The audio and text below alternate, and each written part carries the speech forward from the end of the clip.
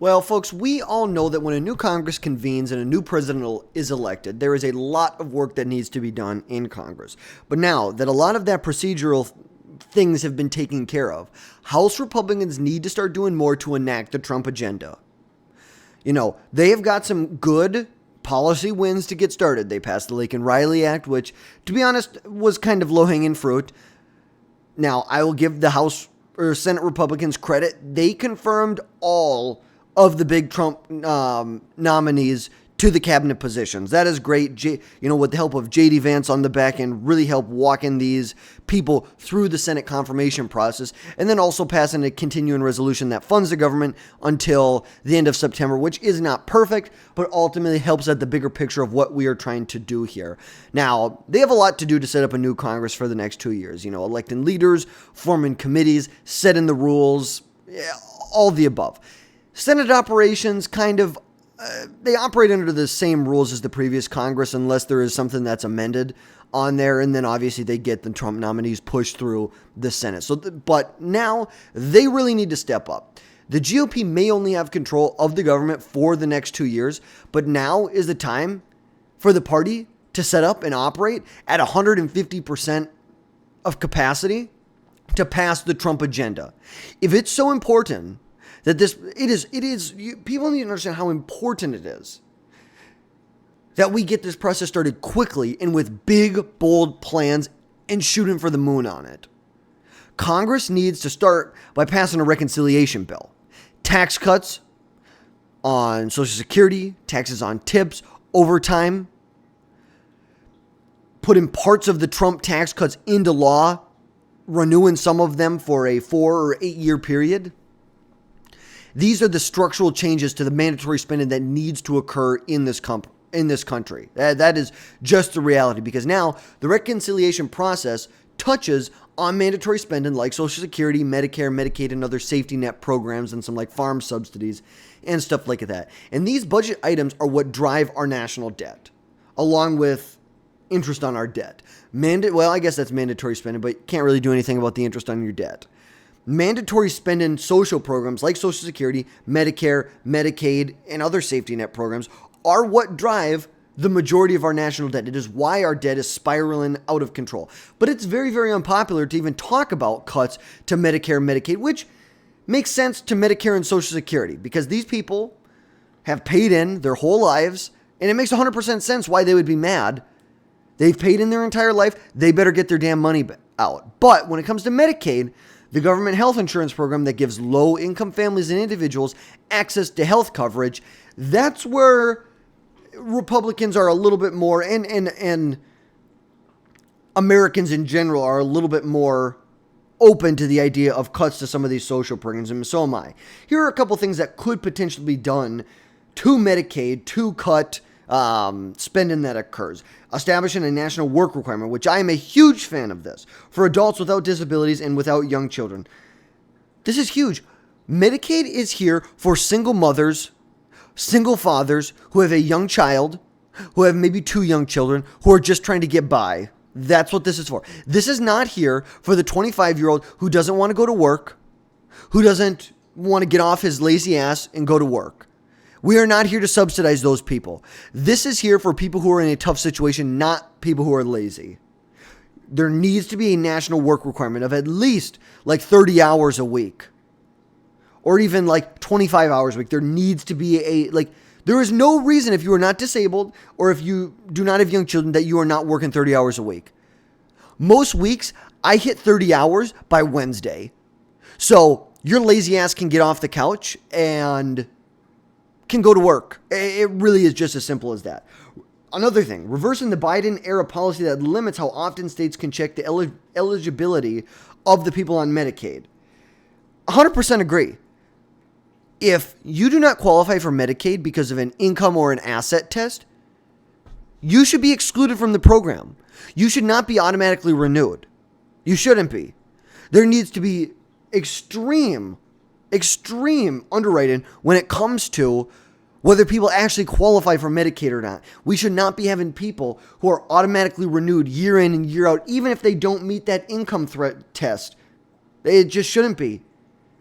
The state should be able to check income as often as it wants to. Now, granted, do you want to put some limits in there? Because, if you're in a commission-based business and let's say you sell real estate and 1 month you make $5,000 a month and the next you sell a couple houses and you make $17,000 and then you're back down to 5, 6, but then you pop. So you know what? I think it should all average out. But still, if you have 2 or 3 months where you're commission-based and you have a huge paycheck versus kind of what your standard is, you probably should still be able to afford your medical insurance. You just should be. Some other things that have been talked about are limited the ability of states to tax hospitals to pay their share of Medicaid bills, which would squeeze state budgets, and it would reduce a lot of the abuse that happens in the program of Medicaid, because these formulas used to fund Medicaid, these taxes result in higher medical bills to the state and thus more funding from the federal government that taxpayers are on hook for. Now, the big one that nobody wants to do is a fundamental change to the structure of Medicaid. That's what there's a lot. It's like, I think there needs to be a fundamental restructure of our health insurance in America. Why is it? It's like insurance. People do not understand what insurance is, and that's why this is so out of control.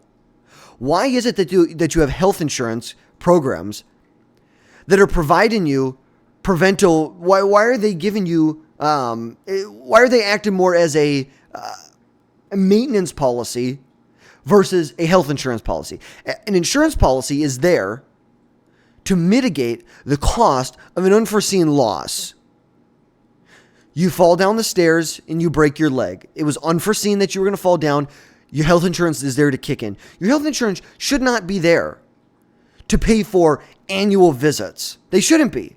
There should be a privatized system in which businesses are able to compete to generate a reasonable price for people to go to the doctor and receive this care when it's not like it's insurance where there's something that happened. It's just your yearly visit. It should be affordable to go to the doctor and pay out of pocket. It should be affordable to do that. And because the government has its hands and is trying to this quasi private public sector health insurance, it's just ridiculous. Let insurance be insurance and let competition in the economy solve the rest. Because that's what needs to happen. There needs to be a fundamental restructure to our entitlement programs. We are going to drive ourselves into more and more debt if we do not have serious restructuring of our Medicaid programs and our health insurance programs in general. Another option that was thrown out there, like we said, is squeezing the share of government spending on working class adults as part of the expansion program, which could save billions by paying less in states that have expanded under their Medicaid, under the Obamacare, but would reduce federal funding for the program and a lot of people would lose benefits. This is the reality. Government should not be subsidizing health insurance. Not like this. They should not be running a health insurance program because they suck at it. The government sucks at things they do. The private sector should be there to take care of this. Why can we not have competition in the health insurance market? Why can I not walk into my doctor's office and say, hey, I want to get my annual physical done. How much is it going to cost me? Well, we need to see your insurance. Well, we need to see, no. How much is it going to cost for this? That's what we need to be doing. And later this year, this is what they could cut. But like we said, later this year, Congress will need to pass an appropriations bill that will dictate discretionary spending for the next year.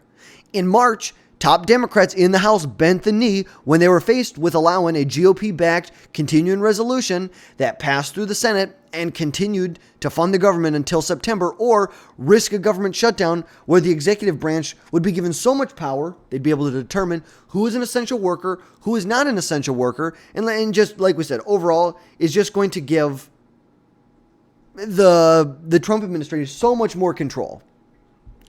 And the GOP argued, which and I agree with, that passing this continuing resolution, although it funds programs we don't like, it allows the Department of Government Efficiency to continue to do their job, to uncover waste, uncover fraud, uncover abuse inside of the federal government, inside the federal budget. Once they have a better idea of what that looks like, what the specifics are when it comes to where they should spend money, where they should not spend money, where they should not allow money to continue to flow, This is what they need to work towards. So then when they go through the appropriations process, they can make sure that they are not funding some of these radical left-wing, whether they're climate programs or what have you, these radical liberal programs that are being funded by the federal government, that are then in turn funding the liberal donors. Because this is going to be a huge test for House leadership and the Trump administration. Because unlike the reconciliation, the appropriations bill must be passed through the Senate with a 60-vote majority to overcome the filibuster. So that is also going to be something when you talk about one big, beautiful bill, you're going to need to have enough where you have 7 Democrats jump over the line. And this is how we are going to stop funding these radical liberal initiatives. And the GOP better be ready to step up for the moment and fight. Fight to get these wasteful programs out of our government. The time is limited for the GOP to act swiftly. They need to stop working only a few days a week. They work 2 or 3 days a week.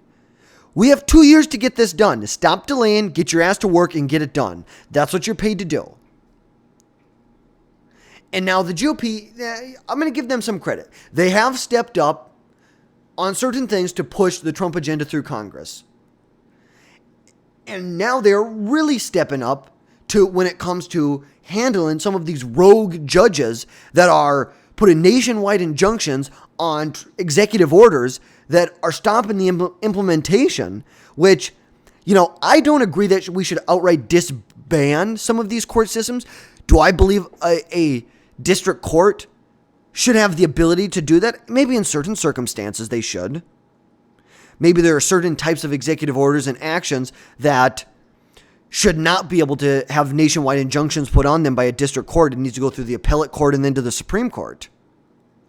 But we know that Mike Johnson, we're going to pull this up right here, and actually, that in response to some of these federal courts, some of what these federal courts have done to stop the Trump administration, House Republicans are talking about potentially eliminating some federal courts or curbing certain abilities to enact nationwide injunctions on them.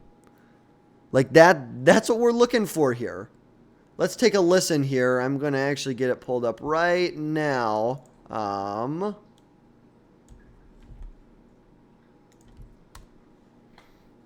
Take a listen here to Mike Johnson. District court. We can eliminate an entire district court. We have powered funding over the courts and all these other things. But desperate times call for desperate measures, and Congress is going to act. So stay tuned. And it's this could be an alternative to impeaching some of these judges. Ultimately, I disagree with the moves by the judges, but I don't believe the best way forward is by removing them, because this is the way they are interpreting the Constitution right now. And it's not a good idea, and it could be used against conservative judges in the future if they're going to be impeached solely over how they're interpreting the Constitution. A better alternative could be curbing the ability of federal judges to enact nationwide injunctions. But like anything, this could be used against conservatives in the future, so you need to really take it with a grain of salt. How could this affect conservatives if the roles were reversed? Congress has eliminated courts in the past. Congress has given the power to set up the court structure below the Supreme Court. So this would be nothing new, but definitely something that you could see a lot of pushback from Democrats and independents. But all in all, the GOP has started off on a halfway decent footing.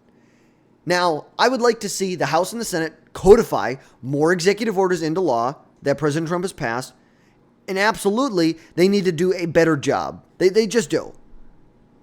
But they have got most of the Trump nominees confirmed. They passed the continuing resolution, which was not great, but if DOJ and Congress use their time properly, it will help them in the appropriations process when we need to pass another budget. We need to pass another bill in, I believe, September 30th, that this is how we are going to root out waste, fraud, and abuse. But now comes the real work. Passing legislation to fundamentally change the way our federal government works. We need to return power to individual states, which will, in course, sink the size and scope of the federal government. And I have a very, very strong belief that government is not here to do things. The federal government is here to not do things. They're not here to do things. Only when an issue is widely agreed upon should the federal government be here to take action. The federal government is here to protect individual rights, provide basic functions for society at large, like national defense, court system, law enforcement, not to dictate the day-to-day lives of people. And you could even say infrastructure you could throw in there. They should be there to manage big block grants that are used to restore and continue to maintain infrastructure in the United States. They are not here to dictate whether a 25-year-old should be getting a vaccine. They're not. They should not be here telling us, set in, equity plans for school districts. There are just so many things that the federal government has overreached on. It needs to be smaller. We need to reduce the size of our federal government. That's just the reality of this situation. And the government needs to get back to doing the basics because they suck at it. Protect individual rights, provide basic functions for society, and not dictate the everyday lives of people. But that's going to wrap things up for today, folks. We will catch you next time. Let me know your thoughts down in the comments.